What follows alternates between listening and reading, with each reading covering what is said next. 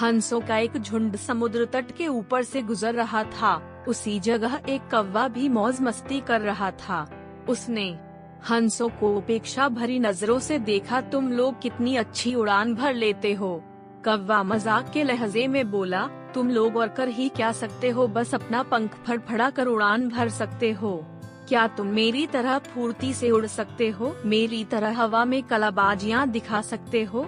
नहीं, तुम तो ठीक से जानते भी नहीं कि उड़ना किसे कहते हैं। कौवे की बात सुनकर एक वृद्ध हंस बोला, ये अच्छी बात है कि तुम ये सब कर लेते हो, लेकिन तुम्हें इस बात पर घमंड नहीं करना चाहिए।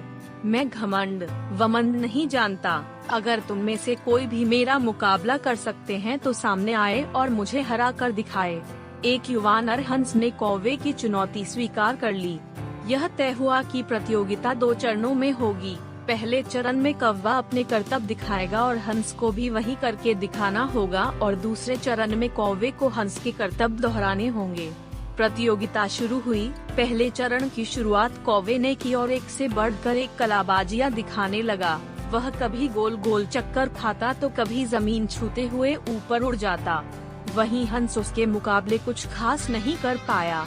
कौवा अब और भी बढ़ चढ़कर बोलने लगा, मैं तो पहले ही कह रहा था कि तुम लोगों को और कुछ भी नहीं आता। फिर दूसरा चरण शुरू हुआ। हंस ने उड़ान भरी और समुद्र की तरफ उड़ने लगा।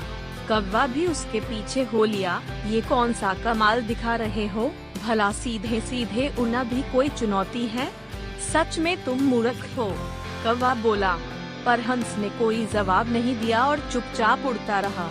धीरे धीरे वे जमीन से बहुत दूर होते गए और कौवे का बड़बड़ाना भी कम होता गया और कुछ देर में बिल्कुल ही बंद हो गया। कौवा अब बुरी तरह थक चुका था, इतना कि अब उसके लिए खुद को हवा में रखना भी मुश्किल हो रहा था और वो बार बार पानी के करीब पहुंच जा रहा था।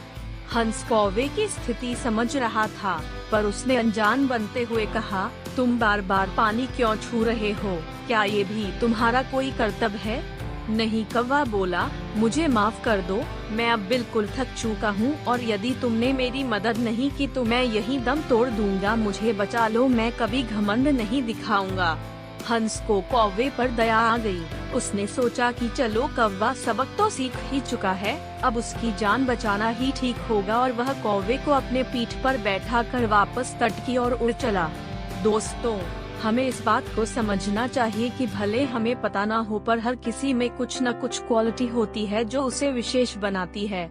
और भले ही हमारे अंदर हजारों अच्छाइयाँ हों, पर यदि हम उस पे घमंड करते हैं तो देर सबेर हमें भी कौवे की तरह शर्मिंदा होना पड़ता है।